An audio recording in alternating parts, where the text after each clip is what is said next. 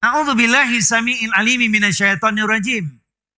Ya ayyuhalladzina amanu kulu min thayyibati ma razaqnakum washkuru lillahi in kuntum iyyahu ta'budun. Supaya saya tidak salah arti, boleh terjemahnya? Quran surat yang kedua, surat Al-Baqarah 172.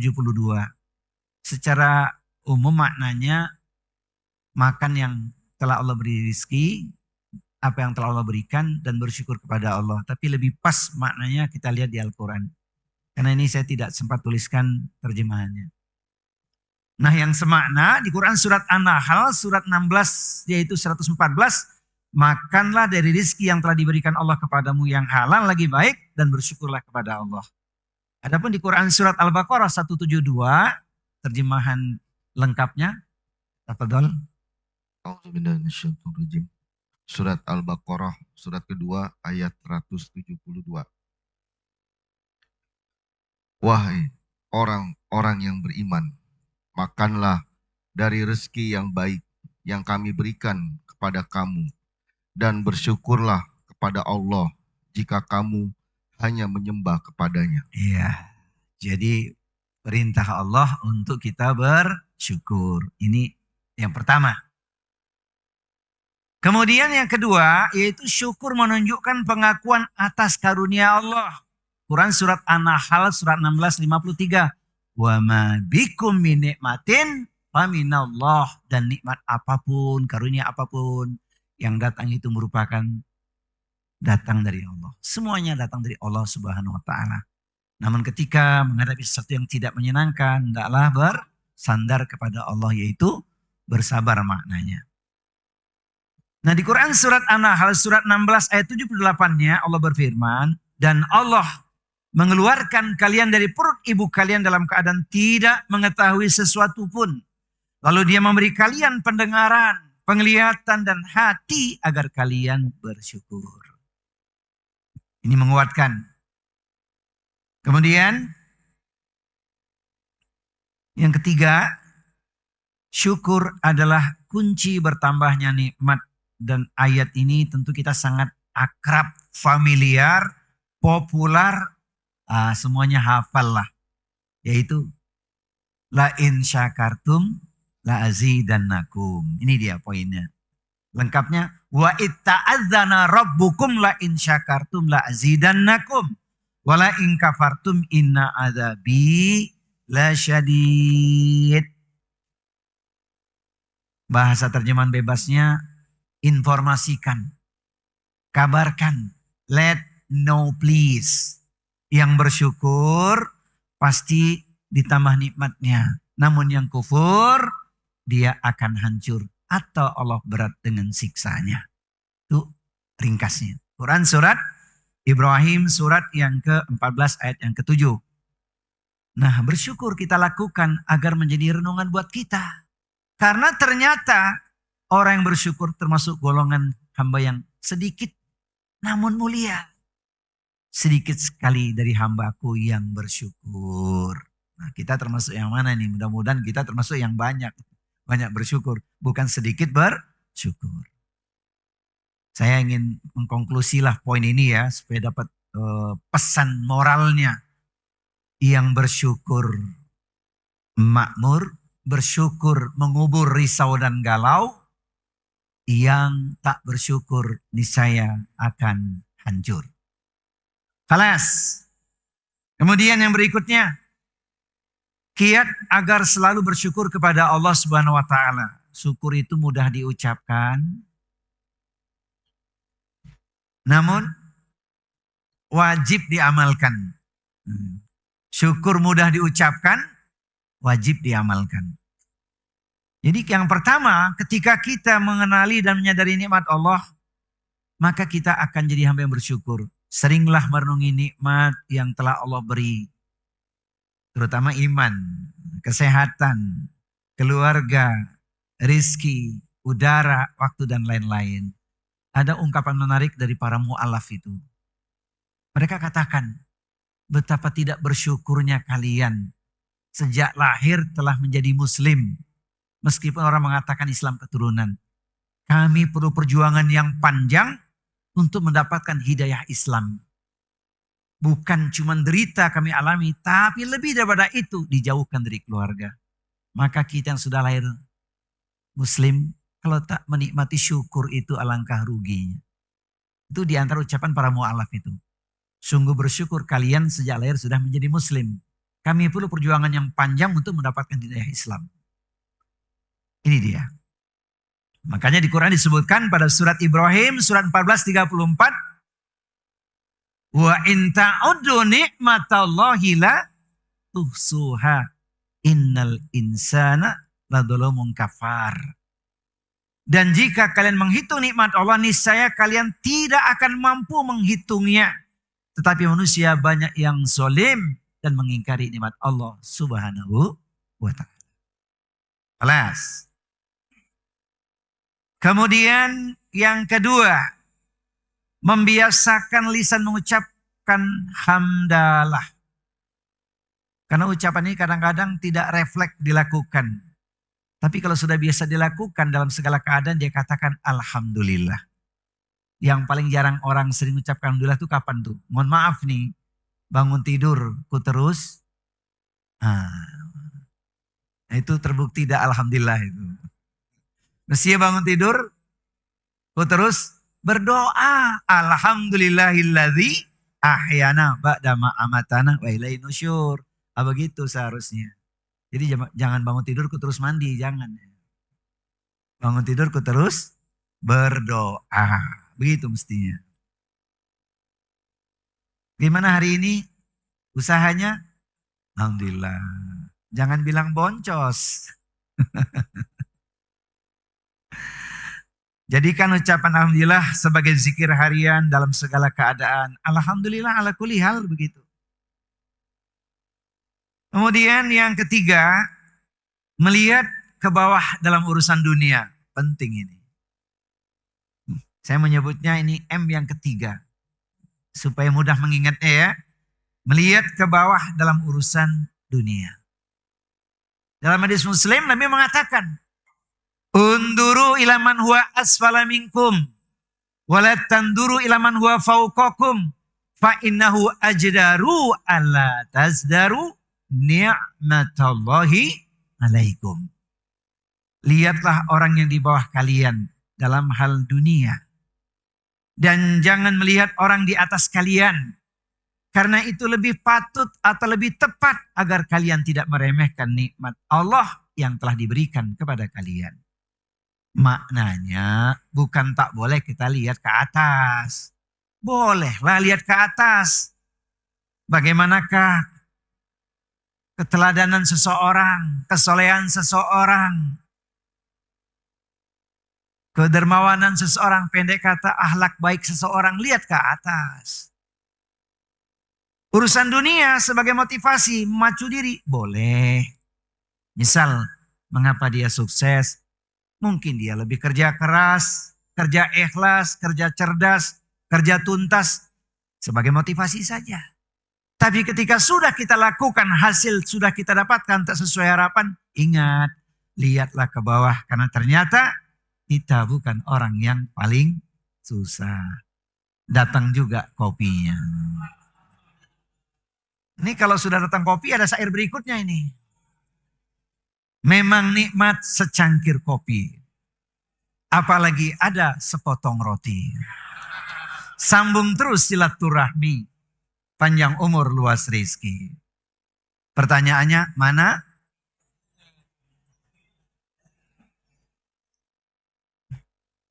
Ini ustadz yang satu ini lain pak. Nggak usah dipikirin mah, dibuktiin. Usai taklim ada nasi. Usai taklim ada nasi. Kebuli. Biar pas airnya. Alhamdulillah. Masya Allah. Baik. Jadi hadis ini luar biasa ya mas sekalian. Karena praktek dalam kehidupan kita sering kita lupa. Syukurnya kurang. Sibuk lihat ke atas. Padahal Allah sudah kasih nikmat yang banyak. Kalau lihat ke bawah, Masya Allah, kita bukan orang yang paling susah. Betul ya? Iya. Lihat ke atas, kesolehan, ketakwaan harus. Boleh lah lihat ke atas, tapi kalau urusan yang dimaksud dunia, hati-hati. Khawatir nanti tidak bersyukur, Allah bisa murka kepada kita. Sebagaimana dalil yang sudah kita baca tadi kan, Quran surat Ibrahim, surat yang ke-14 ayat yang ke-7. Hadis Muslim ini. Jadi ketika kita lihat ke bawah, niscaya kita tidak akan meremehkan nikmat Allah Subhanahu wa ta'ala. Sebab memang tak bisa kita untuk menghitungnya. Khalas, kemudian yang keempat. Menggunakan nikmat untuk taat. Ini M yang keempat, menggunakan nikmat untuk taat. Ini walaupun kajian ini sangat basic, mendasar, tapi kadang-kadang kita lupa itu. Yang terjadi dapat tambahan nikmat, kemudian melakukan hal yang sia-sia. Nah ini yang bahaya ini. Syukur yang benar adalah dengan mempergunakan nikmat untuk kebaikan dan ibadah. Maknanya hati-hati. Jangan bertambah nikmat malah maksiat. Sebab itu terjadi. Dulu ketika hidupnya pas-pasan, ibadahnya terjaga. Tapi ketika dunia mendatanginya, Masya Allah, sibuk dengan urusan dunia sehingga melakukan hal yang tidak diperkenankan menurut syariat agama.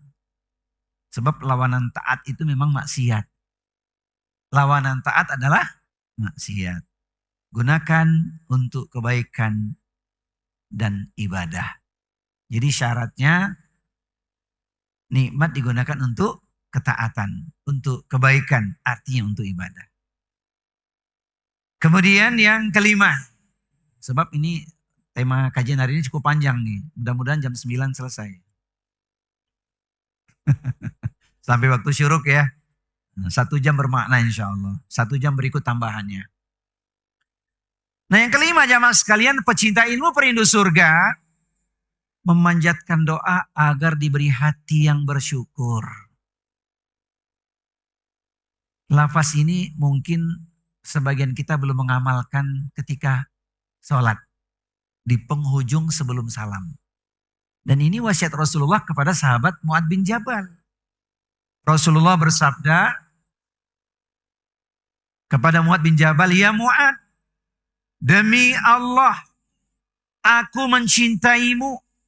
Maka jangan engkau tinggalkan membaca doa ini di setiap duburi kulli shalah, akhir setiap sholat." Itu artinya sebelum salam. Meskipun lafaz doa ini boleh saja kita baca di luar sholat. Usai sholat. Mafi muskilah, tidak masalah. Tapi merujuk kepada pesan Nabi ini, maka alangkah baiknya ketika kita mengamalkannya. Ini dia. Allahumma a'inni ala dzikrika wa syukrika wa husni ibadatik. Ya Allah, bantulah aku untuk selalu mengingatmu, yaitu berzikir, bersyukur kepadamu, dan beribadah kepadamu dengan sebaik-baiknya. Hadis riwayat Abu Daud sahih. Fi duburi kulli shalah, artinya akhir setiap sholat. Sebelum salam, jangan lupa baca doa ini. Selalu ingat Allah, berzikir, selalu bersyukur, dan ibadah semakin baik. Dan itu harus kita lakukan. Nah ini doa yang dibaca di dalam sholat. Bagaimana di luar sholat? Tentu kita bersyukur lebih lengkap. Dan kita lihat di Quran pada surat Al-Ahqaf. Nih doa yang kedua. Saya yakin kita juga sudah mengamalkan sebagian. Tapi bagi yang belum, jangan lupa. Quran surat Al-Ahqaf, surat yang ke-46 ayat 15. Rabbi auzi'ni an ashkura ni'matakallati an'amta alayya wa ala walidayya wa an a'mala salihan tardahu wa aslih li fi dzurriyyati inni tubtu ilaika wa inni minal muslimin. Rabbi auzi'ni an ashkura ni'mataka allati an'amta alayya wa ala walidayya wa an a'mala salihan tardahu. Wa aslih li fi dzurriyyati inni tubtu ilaika wa inni minal muslimin. Ya Rabbku, ya Tuhanku, ilhamkanlah agar aku tetap mensyukuri nikmat-Mu yang telah Engkau berikan kepadaku dan kepada kedua orang tuaku, agar aku dapat berbuat amal soleh yang Engkau ridhoi, dan perbaikilah keturunanku. Sungguh aku bertobat kepadamu, dan sungguh aku termasuk orang-orang yang berserah diri, yaitu Muslim. Jangan lupa, inilah doa bersyukur kepada Allah Subhanahu wa taala. Bagaimana dengan lafaz pribadi? Tafadhol ma fi muskilah. Tapi kan ketika kita baca doa yang kita dapat dari Al-Quran, keutamanya bukan sekedar bermohon, tapi kita telah membaca Al-Quran yang satu huruf kali 10 kebaikan. Itu pentingnya doa yang kita baca dari Al-Quran. Saya menyebutnya sebagai samudra doa. Karena luas. Jadi ketika kita berdoa, lihat dengan pesan Al-Quran. Adakah doa yang dimaksud dari Al-Quran? Baca doa tersebut. Sekalipun kita punya permohonan. Yang lain ya. Karena kita sebagai hamba Allah kan pasti punya hajat. Mafi muskilah. Ini M yang ke-5. Sekarang M yang ke-6 ya. Mempelajari kisah para rasul dan orang soleh. Iya. Artinya ketika kita meneladani kisah para anbiya, kita akan menjadi hamba yang lebih bersyukur. Saya menyebutnya figur ahli syukur, yaitu para anbiya, para nabi.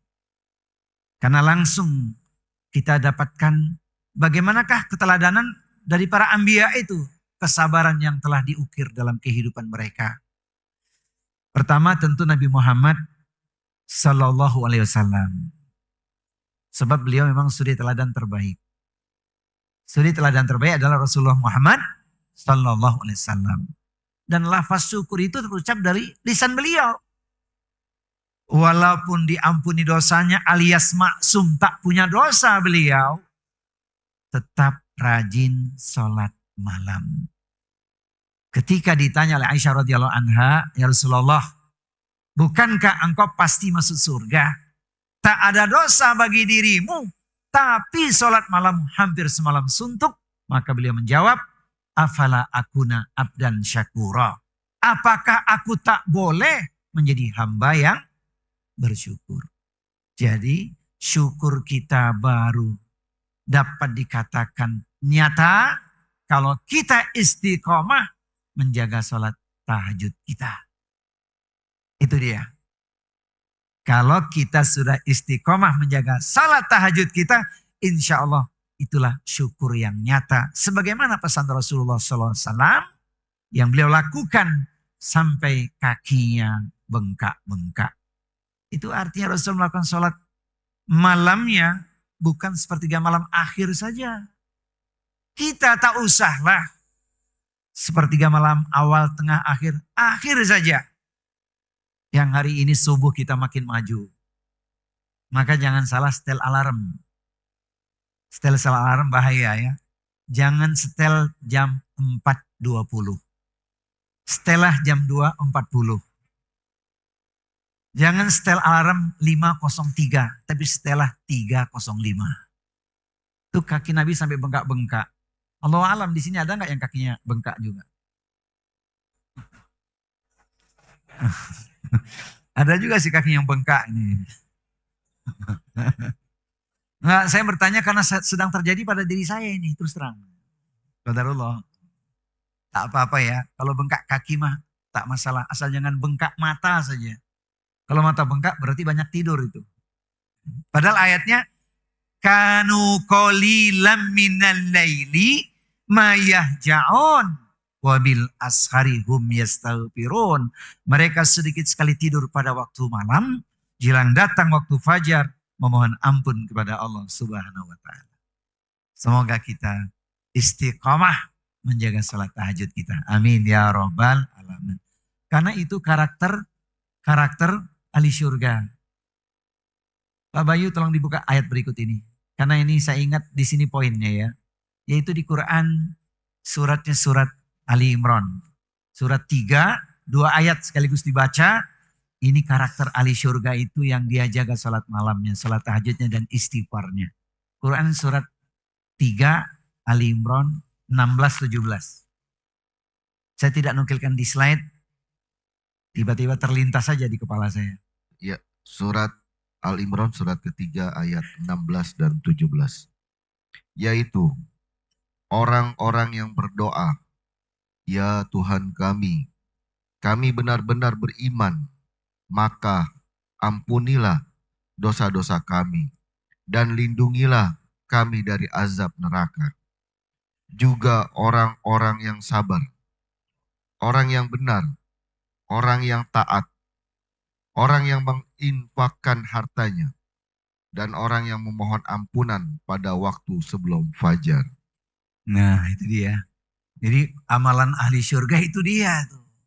Sedikit tidur banyak minta ampun. Sedikitnya sekali saja, sedikit tidur. Bukan sedikit-sedikit tidur. Ya, sedikitnya sekali aja, jangan 2 kali nyebutnya. Lain arti nanti. Halas, yang kedua. Figur ahli syukur yang satu ini, Masya Allah. Nabi Sulaiman alaihissalam diberi kerajaan, kekayaan, dan ilmu yang luar biasa. Tapi tetap bersyukur dan merendah. Jadi kalau ada hari ini, seseorang Allah beri anugerah yang cukup banyak. Kalau nggak bersyukur, ketinggalan. Dulu sudah ada yang mendahului untuk baik. Ilmunya luar biasa. Hartanya banyak. Tapi syukurnya luar biasa. Nah, ini penting. Maka diabadikan dalam sebuah doa yang mirip dengan doa yang kita baca tadi. Quran surat Al-Ahqaf ayat 15 tadi. Nah ini Quran surat An-Naml. Surat yang ke-27 ayat 19. Ya Tuhanku, anugerahkanlah aku agar tetap mensyukuri nikmat-Mu. Lengkapnya jamaah sekalian, khusus bagi yang belum mengamalin, hafalin doa ini. Rabbi auzi'ni an ashkura ni'mataka allati an'amta alayya wa ala walidayya wa an a'mala sholihan tardahu wa adkhilni bi rahmatika fi ibadikas sholihin. Mari kita ambil manfaat jemaah sekalian, yuk sama-sama kita baca ya doa ini ya. Masya Allah, agar doa kita diaminkan malaikat, kita di majlis ilmu taman surga ini yuk. Wahid, isnen, salasah. Rabbi auzi'ni an ashkura ni'mataka allati an'amta alayya wa ala walidayya wa an a'mala salihan tardahu wa adkhilni birahmatika fi ibadikas sholihin. Amin Allahumma amin. Yakin doa kita dikabulkan Allah Subhanahu wa taala. Ya Tuhanku, ilhamkanlah aku agar tetap mensyukuri nikmat-Mu yang telah Engkau anugerahkan kepadaku dan kepada kedua orang tuaku. Dan agar aku dapat berbuat amal soleh yang Engkau ridhoi. Dan masukkanlah aku dengan rahmat-Mu ke dalam golongan hamba-Mu, hamba-hamba-Mu yang soleh. Quran surat An-Naml surat yang ke-27 ayatnya nomor 19. Ini terjemahan lengkapnya. Nabi Sulaiman sedang berdialog nih. Sedang ngobrol dengan semut, kemudian muncul doa ini. Masya Allah. Jadi doa ini termasuk samudra doa. Karena memang kita perlukan jadi hamba yang bersyukur. Kemudian yang ketiga dan keempat, figur ahli syukur yang satu ini luar biasa, yaitu sahabat Abu Bakar As-Siddiq radhiyallahu anhu. Selalu rendah hati dan sangat takut kepada Allah, meskipun termasuk orang pertama masuk Islam dan yang paling mulia setelah para nabi. Syukur beliau itu dibuktikan sebagaimana kita tahu saat perang Tabuk, beliau bawa semua hartanya untuk jalan Allah. Sehingga Nabi bertanya pada beliau, apa yang kau tinggalkan untuk keluargamu? Beliau menjawab, ku tinggalkan untuk mereka Allah. Masya Allah. Jadi sahabat yang satu ini luar biasa. Kemudian yang keempat, sahabat Umar bin Khattab radhiyallahu anhu. Hidup sangat sederhana walaupun menjadi khalifah, sebagai bentuk syukur atas amanah dan nikmat yang Allah berikan. Nih sahabat Umar ini luar biasa. Pertanyaannya bagi kita, mohon maaf, apakah kita sudah bersyukur? Sudah bersyukur belum kita kira-kira ini? Insya Allah ya, syukurnya tanpa tapi ya. Bersyukurlah tanpa tapi, bersyukurlah merasa puas dengan apa yang telah Allah anugerahkan kepada diri kita. Ini yang pertama jamaah sekalian, yaitu bersyukurlah merasa puas. Nah bagian yang kedua, kita akan bicara tentang sabar. Bersabar tanpa batas. Maknanya, sabar tidak dibatasi waktu atau kondisi. Karena prakteknya sabar bagi seorang mukmin, dia harus menjalani 3 hal. Saya menyebutnya 3M. Pertama, menjalani ujian hidup. Selama kita hidup, pasti kita menjalani ujian itu. Ayatnya begitu banyak.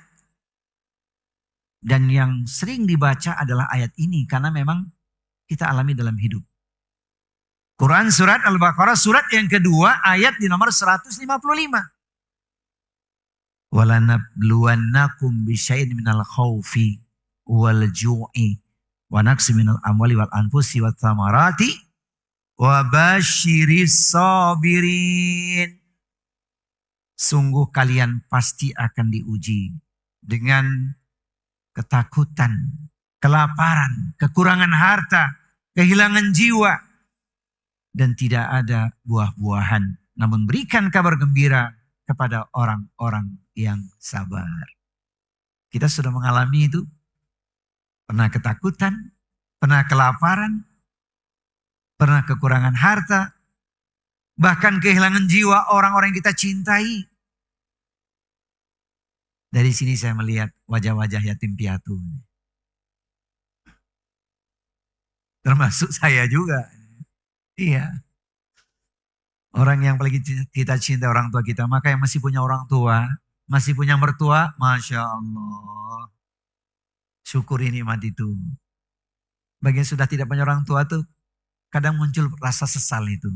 Dulu ketika mereka masih ada, rasanya bakti kita kurang pada orang tua kita, betul nggak? Ini jujur ini. Maka yang masih punya orang tua, punya mertua, lakukan yang terbaik kepada mereka. Sampai Nabi mengatakan kalimat yang satu ini. Wala ta'uqanna walidaika wa in amaraka antahruja min ahlika wa malika. Jangan sekali-kali engkau durhaka pada orang tuamu. Sekalipun engkau diperintahkan meninggalkan hartamu dan keluargamu. Alangkah tinggi kedudukan orang tua kita itu. Masya Allah.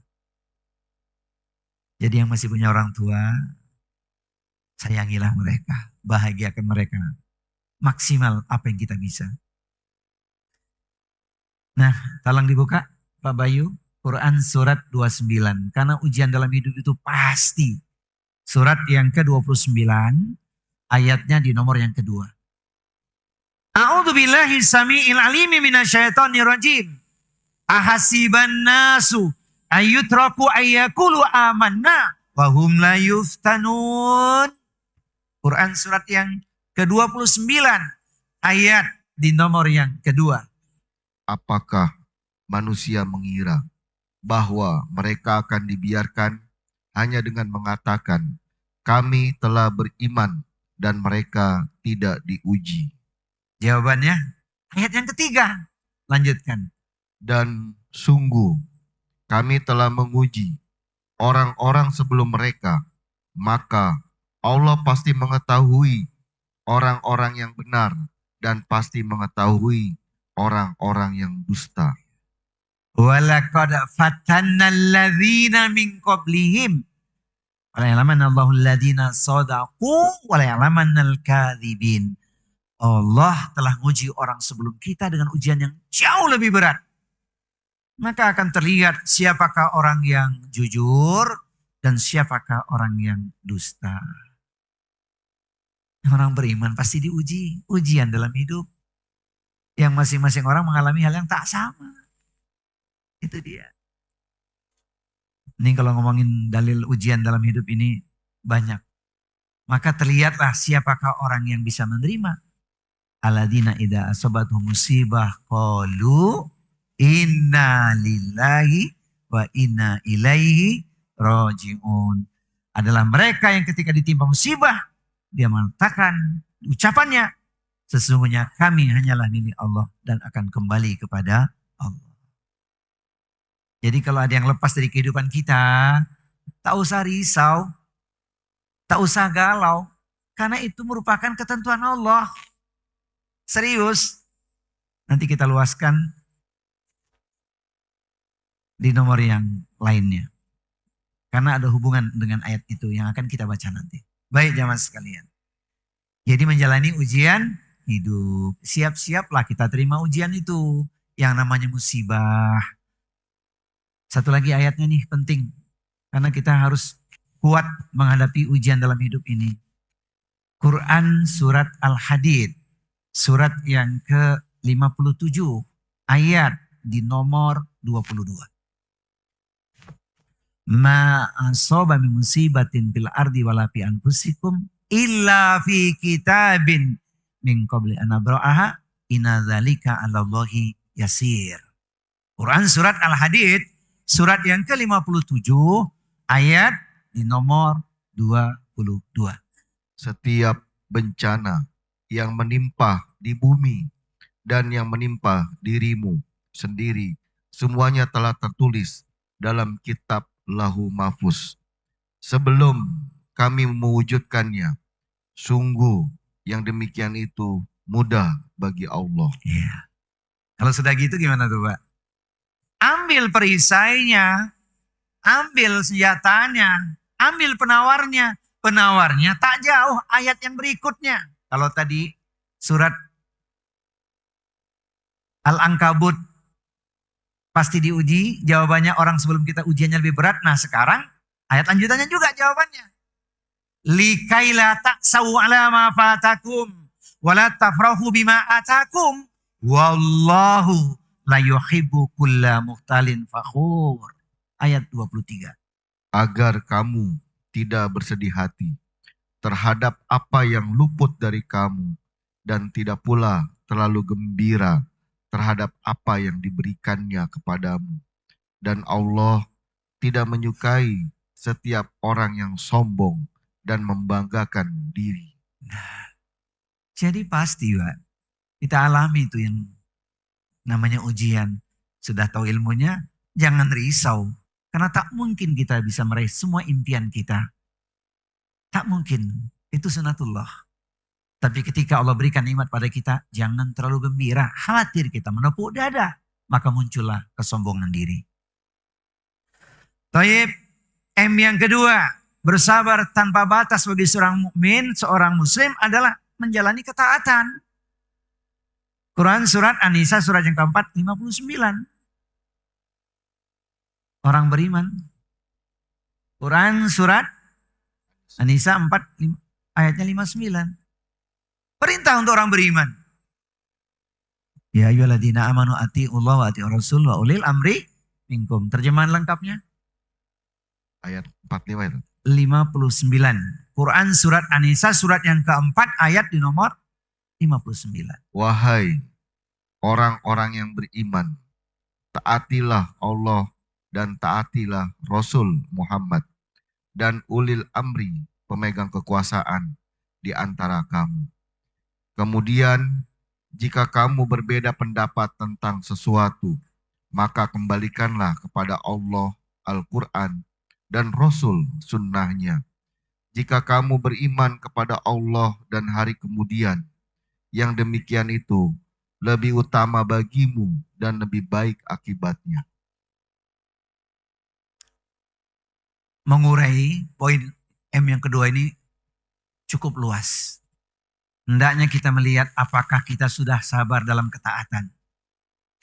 Ibadah yang kita lakukan itu bukan hanya sekedar menggugurkan kewajiban, tapi kita menikmatinya dengan kesabaran dalam taat itu sendiri. Contohnya ketika kita sholat.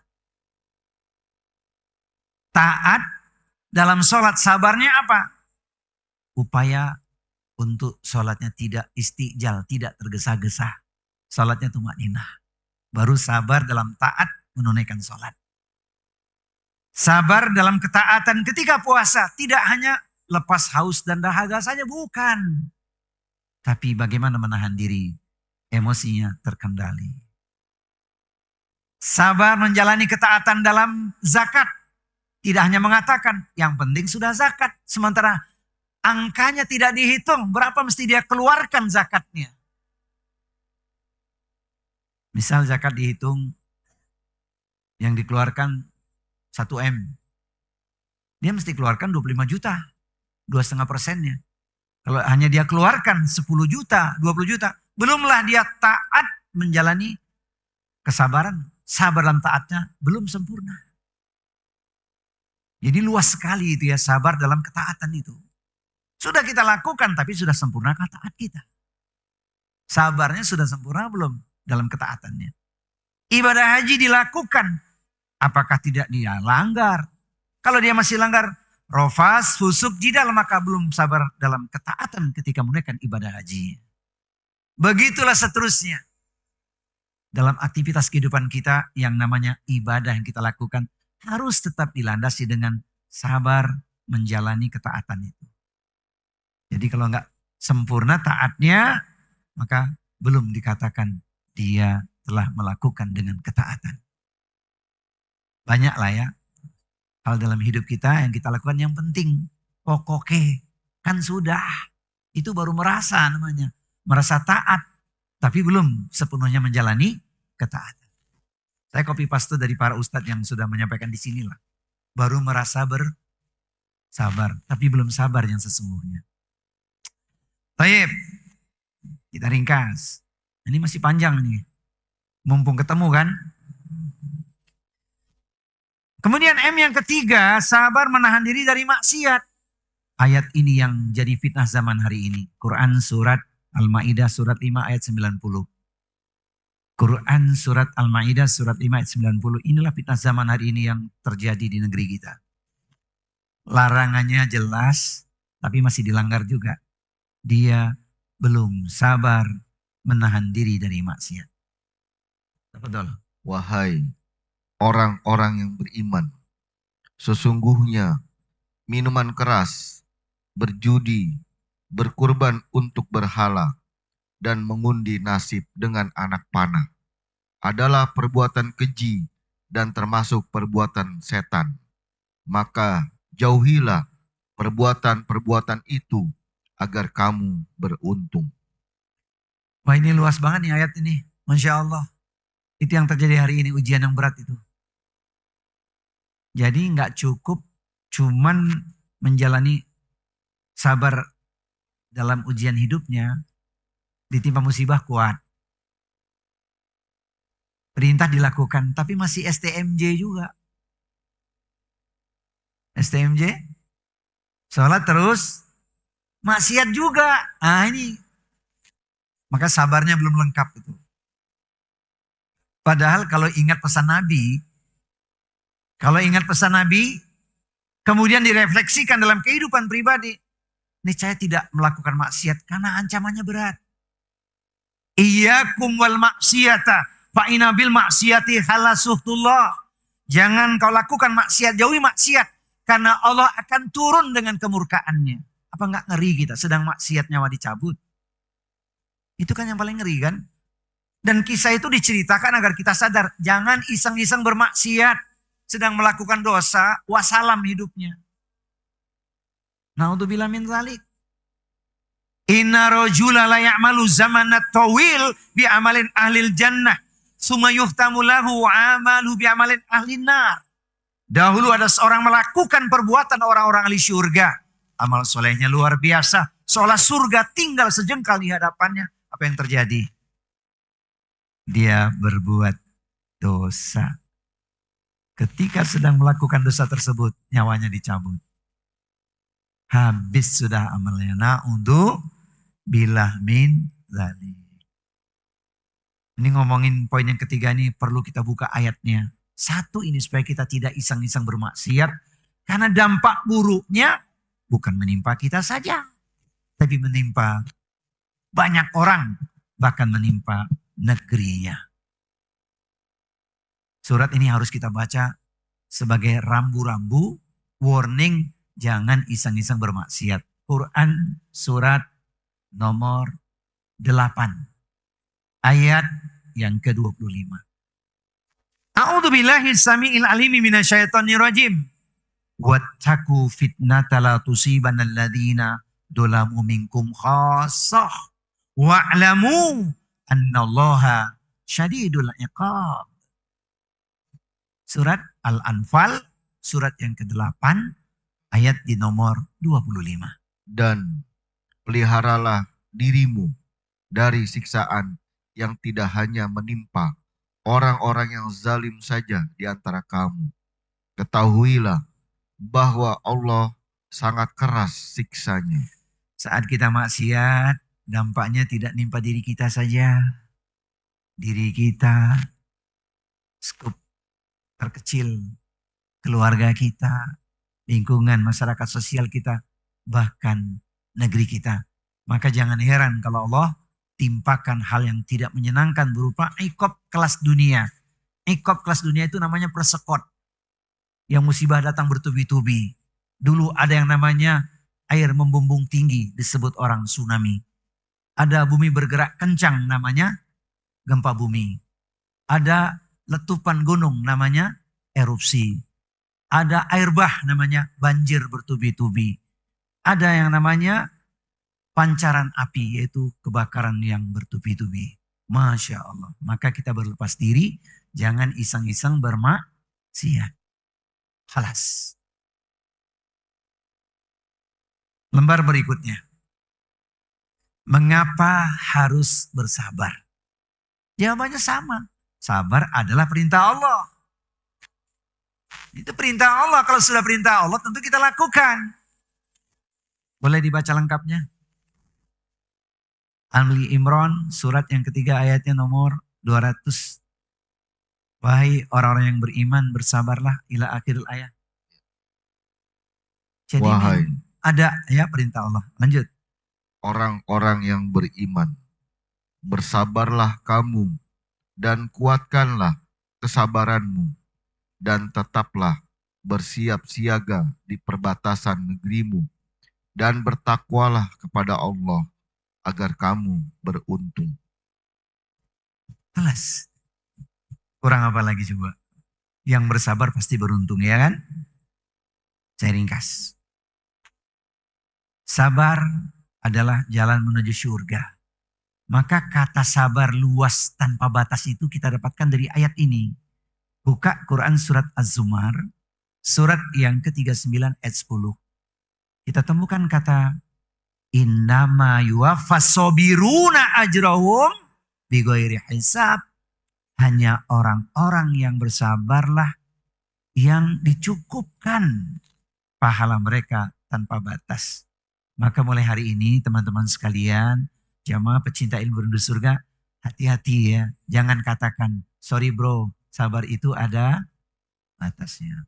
Bahkan lebih ekstrim tuh, sorry bro, kesabaranku sudah habis.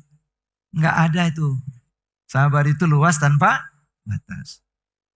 Ini ayat yang menunjukkan kata sabar Tanpa batas itu. Saya kan copy paste aja melihat dari ayat ini. Benar gak sih sabar jalan ke surga? Supaya lebih lengkap nih, benar-benar nih, asbab kesabaran kita masuk surga. Amin. Masuk surganya tak sendirian pula tuh. Bersama keluarga. Dengan orang-orang soleh pula lagi. Masya Allah.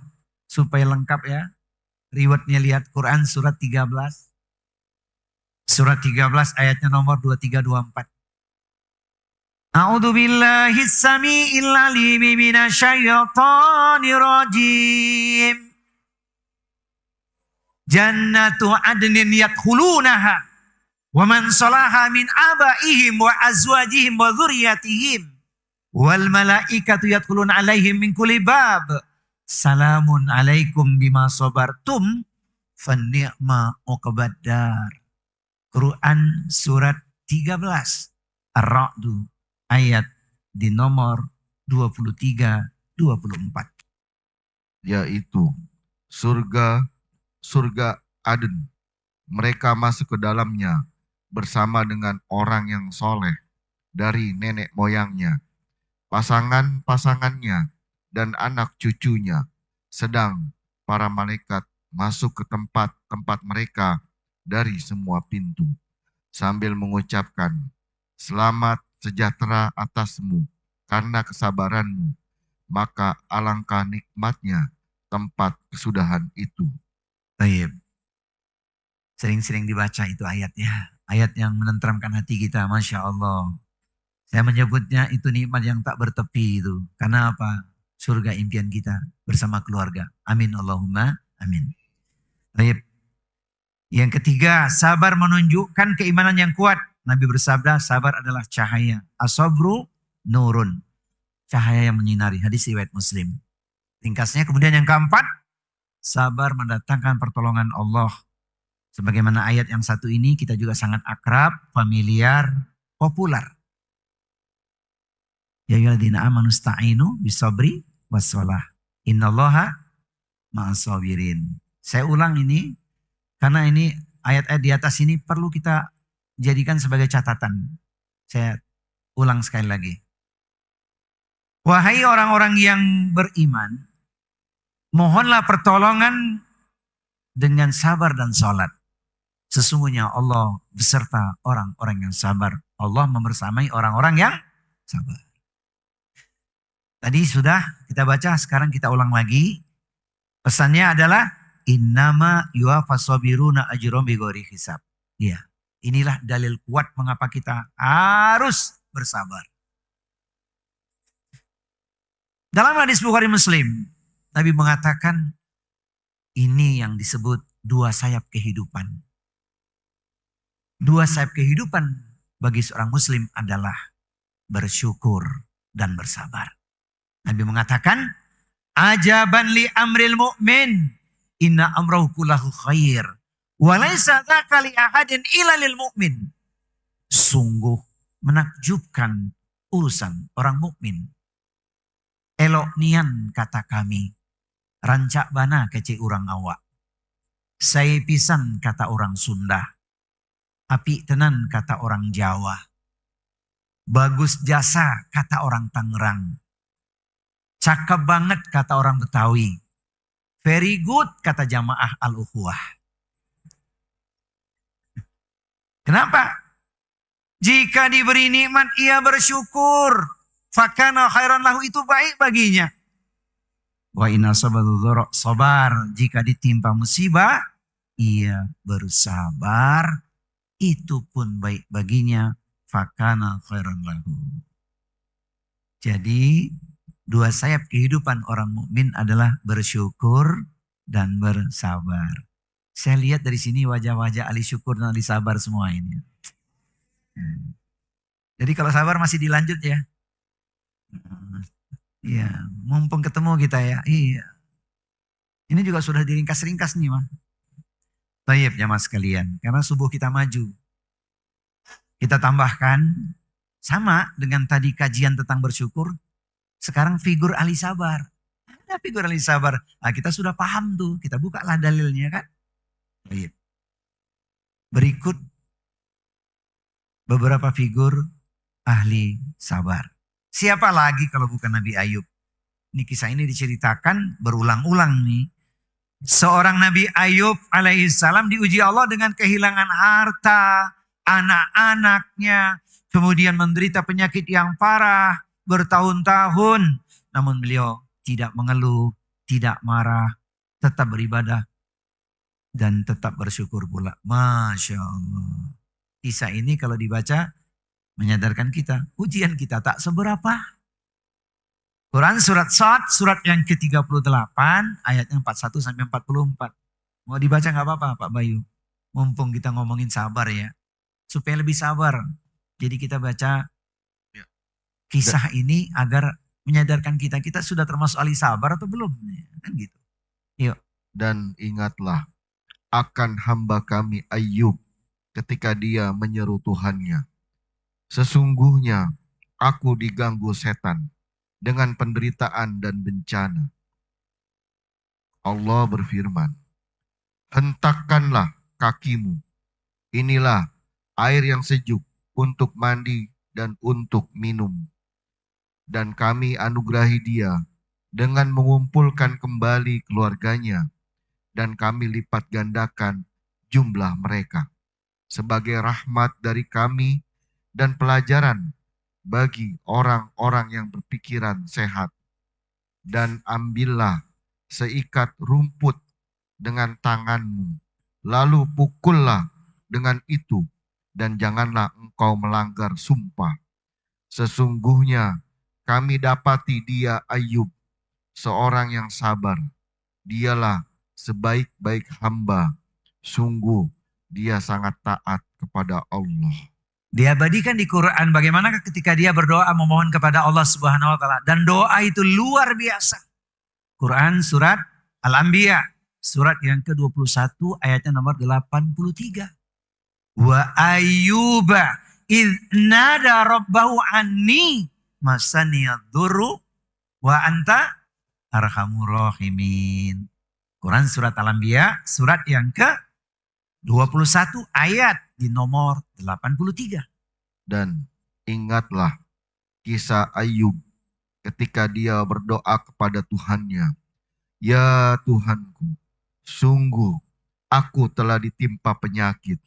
Padahal Engkau Tuhan yang Maha Penyayang dari semua yang penyayang. Doanya minta sembuh gak Nabi Ayub tuh? Nggak minta sembuh, cuman mengadu kepada Allah. Dia sampaikan derita yang sedang dia alami. Ini kan luar biasa.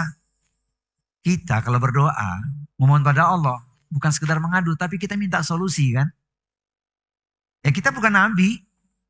Maka doa-doa nabi yang diajarkan kepada kita, permohonan apa yang kita butuhkan. Contohnya ketika bicara tentang rizki ya. Allahumma kfini bihalalika an haramika wa agnini bifadlika aman siwaka. Kan begitu. Tapi ini jadi pelajaran besar buat kita. Maka para ulama menyebutkan doa ini luar biasa, amalkan dalam kehidupan kita saat kita mengalami derita, sakit yang kita alami. Dengan doa ini. Lafaznya, Anni masani al-duru wa anta arhamur rahimin. Di postingan medsos sudah banyak lah itu. Cuman mengingatkan diri sendiri saja. Yakin bahwa sakit itu ada solusinya. Lewat kekuatan doa, di mana kondisi yang sangat berat, tak ada yang tak mungkin bagi Allah untuk kita. Dengan cara kita memohon pada Allah, lewat doa ini. Penuh keyakinan, husnudzan kepada Allah, maka sakit yang kita derita, Allah akan sembuhkan. Bagaimana jika tidak? Orang beriman sudah ngerti ilmunya. Sakit kan penghapus dosa. Masya Allah, kurang apa? Jawabannya ayat 84-nya. Apa kata Allah ketika Nabi berdoa ini? Ayat 84 jawabannya. Maka kami kabulkan doanya. Lalu kami lenyapkan penyakit yang ada padanya. Dan kami kembalikan keluarganya kepadanya. Dan kami lipat gandakan jumlah mereka. Sebagai suatu rahmat dari kami. Dan untuk menjadi peringatan bagi semua yang menyembah kami. Jamaah sekalian, pilih mana? Yang tadinya ada hilang kemudian datang lagi, atau yang sudah ada tidak bertambah? Pilih mana kira-kira? Yang tadinya ada hilang kemudian Allah ganti bertambah, atau yang sudah ada tapi nggak bertambah? Pilih mana? Yang sudah ada dan bertambah begitu ya. Uang banyak hati tak tenang, atau uang sedikit hati tenang, pilih mana?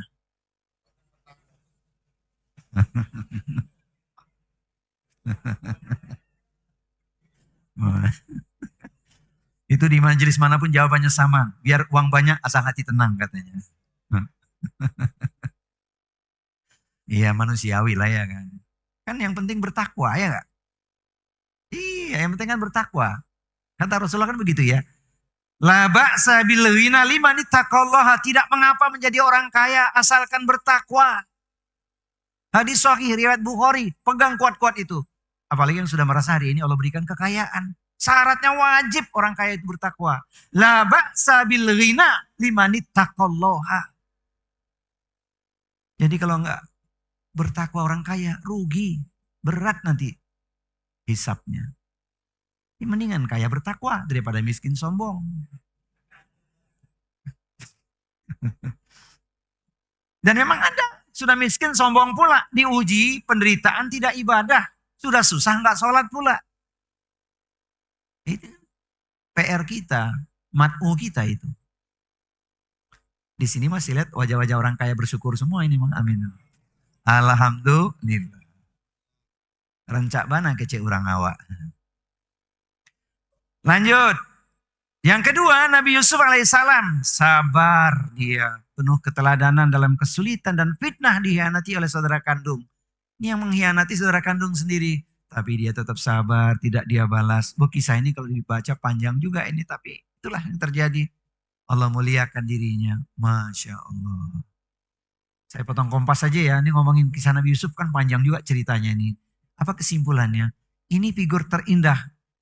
Mestinya Gen Z hari ini begitu. Biar tampan, asal takwa, tajir pula. Itu kan harapan kita ya. Jadi kalau anak kita wanita, anak kita semoga salihah, dapat pasangan hidup, sudah tampan, takwa, tajir pula. Ini kan copy paste-nya Nabi Yusuf. Kan begitu kan? Amin, Allahumma amin. Kita sedang di majelis ilmu nih. Semoga semua anak kita, anak wanita kita yang belum dapat pasangan hidup, dapat pasangan suami, sudah tampan, takwa, tajir pula. Alhamdulillah. Lantas bagaimana bagi anak kita yang laki-laki nih? Semoga anak laki-laki kita soleh, dapat pasangannya gimana? Sudah cantik, baik, emasnya sekubik. Cantik, baik, sekubik. Itu bahasa Ustadz Anwar tuh. Baik, kita lanjut. Maryam binti Imran. Ini bagi para ummahat nih, Masya Allah. Teladan ifah. Ifah artinya kesucian. Dia jaga kesucian dirinya dan keteguhan hati. Hamil tanpa suami, dijauhi masyarakat. Dan diceritakan dalam ayat ini, Allah berikan padanya pertolongan. Janganlah engkau bersedih, sesungguhnya Tuhanmu telah menjadikan anak sungai di bawahmu. Kisah seorang Maryam ini luar biasa. Jadi harapannya semoga ini menjadi pelajaran besar bagi para wanita. Karena ada di Al-Quran disebutkan sebagai pembandingnya yang harus kita juga ketahui. Mumpung ketemu di poin ini wanita solehah, ada dua istri Nabi yang tidak solehah. Dua nabi itu tak mampu menyelamatkan kedua istrinya. Ini bonus untuk para ummahat ini Pak Bayu. Tolong dibuka Quran suratnya surat At-Tahrim. Surat yang ke-66 ayatnya di nomor 10. Saya menyapa ibu-ibu sebagai renungan buat para ummahat. Semoga tidak terjadi. Quran surat At-Tahrim surat yang ke-66 ayat nomor 10. Allah membuat perumpamaan bagi orang-orang kafir. Istri Nuh dan istri Lut, keduanya berada di bawah pengawasan dua hamba yang soleh di antara hamba-hamba kami. Lalu kedua istri itu berkhianat kepada kedua suaminya. Tetapi kedua suaminya itu tidak dapat membantu mereka sedikit pun dari siksa Allah. Dan dikatakan kepada kedua istri itu, masuklah kamu berdua ke neraka bersama orang-orang yang masuk neraka. Na'udzubillah min dzalik. Itu pembandingnya ya, Masya Allah. Ternyata sudah ada penjelasan. Nabi pun tak mampu menyelamatkan istrinya. Bahkan kedua istri itu dimasukkan ke dalam neraka. Istri Nabi Nuh dan istri Nabi Lut alaihissalam. Kemudian yang keempat, Bilal bin Rabah. Masya Allah, sabar dalam siksaan. Disiksa karena mempertahankan keimanan atau tauhidnya. Hanya mengucap kalimat ahad, ahad. Meski dijemur di padang pasir yang panas, ditindih batu. Allah angkat derajatnya sebagai muazin Rasul. Ini juga kalau cerita tentang Bilal bin Rabah luar biasa. Ini yang keempat. Ya, kelihatannya sudah mulai risau nih ya. Malah saya tutup dengan figur yang satu ini, yaitu Khadijah radhiyallahu anha. Beliau figur syukur dan figur ahli sabar. Betapa tidak mendampingi dakwah Nabi. Wanita pertama yang masuk Islam mendampingi Rasulullah dalam tekanan ekonomi dan sosial di awal dakwah Nabi. Maka dia dapat gelar yang pertama sebagai Ummul Mukminin, wanita ibunya para kaum muslimin. Masya Allah. Dia korbankan harta, hidup dalam kesederhanaan, dan tetap juga bersyukur. Luar biasa. Jemaah sekalian, pecinta ilmu penduduk surga, kita sampai di bagian lembar konklusi atau kesimpulan. Saya tuliskan kalimat berikut ini. Bersyukur merasa puas meski hidup tidak sempurna. Seorang mukmin tetap bisa bersyukur atas apapun yang Allah berikan. Bersabar tanpa batas. Karena kesabaran dalam menjalani ujian dalam kehidupannya. Ini konklusi pertama. Yang kedua, sebagai penutupnya. Saya tuliskan lembar ini untuk jadi renungan diri sendiri dan jamaah sekalian. Wahai para pecinta ilmu, perindu surga. Bersyukur itu menjernihkan hati dan mengundang nikmat. Ketika kita bersyukur, hati tenang, tidak risau, tidak galau, mengubur hal yang tidak bisa kita raih. Karena kita merasa puas. Ingat, puas hati, bukan puas diri. Mengundang nikmat Allah, karena Allah menjanjikan yang bersyukur, Allah tambahkan nikmat. Kedua, bersabar itu perisai hati agar tidak rapuh menghadapi hidup. Karena semasa kita hidup, sepanjang hayat kita, pasti kita mengalami goncangan berbagai ujian dalam hidup. Karena itu sunatullah. Gabungan keduanya adalah kunci bahagia dunia akhirat. Yaitu kita bisa masuk surga dengan orang-orang soleh. Pasangan hidup kita, anak keturunan kita, dan orang tua kita. Quran surat Ar-Ra'd, surat yang ke-13 ayat 23-24. Dan saya tutup dengan syair berikut ini. Bersyukurlah tanpa tapi agar nikmat makin diberkahi. Bersabarlah tak bertepi karena ujian pasti diganti dengan rahmat ilahi.